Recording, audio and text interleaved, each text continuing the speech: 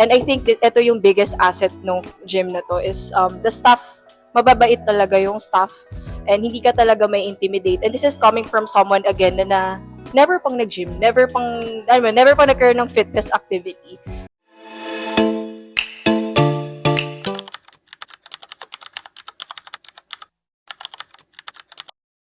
Hi FitPad fam, my name is Kat and I've been a member since September 2024.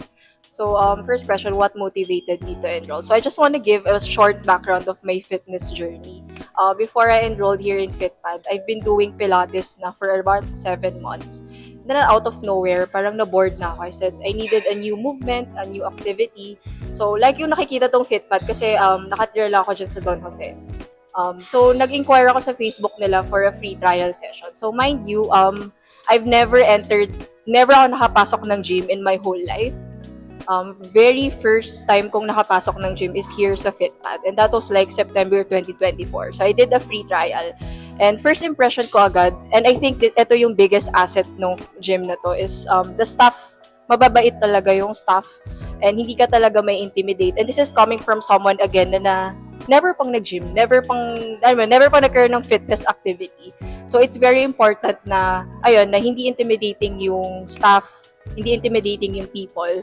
So nung nag-free trial ako, nag-avail ako agad ng PT session and then I also availed agad ng 1 year na membership.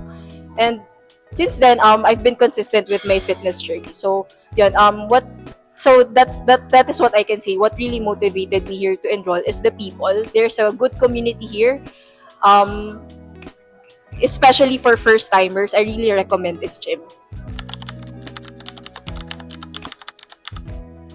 Okay, so like I said, I've been a member here since September 2024.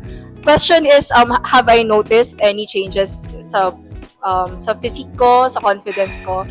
100% yes. Pag makikita nyo yung before picture ko, yung fitness journey ko, grabe yung pagbabago. It's not just the physical aspect of it, but I think more than that is I gained so much confidence. So, I'm a very introvert person. So, like I said, medyo hirap ako noon na parang it was really intimidating for me na mag-enroll sa gym.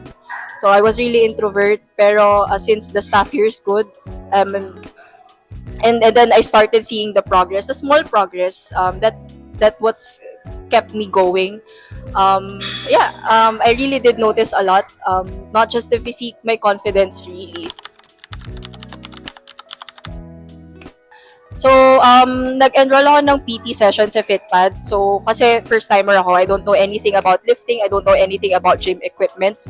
Nag-enroll ako ng PT with Coach Ramel. I think I've been nag-enroll ako sa kanya for around 6 months, 7 months. And I'm very thankful for that kasi doon ko lahat nakuha yung foundation ng pagbubuhat.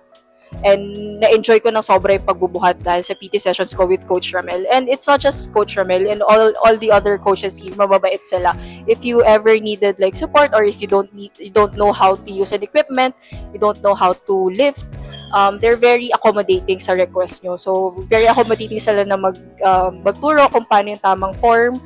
So, yes, the support here is really good. Not just the coaches, especially the staff. Yan. So, would I recommend FitPad to my friends or family? 100% yes. Like I said, maganda yung community dito. Not just the community, actually yung facilities nila, yung gym equipment, laging malinis.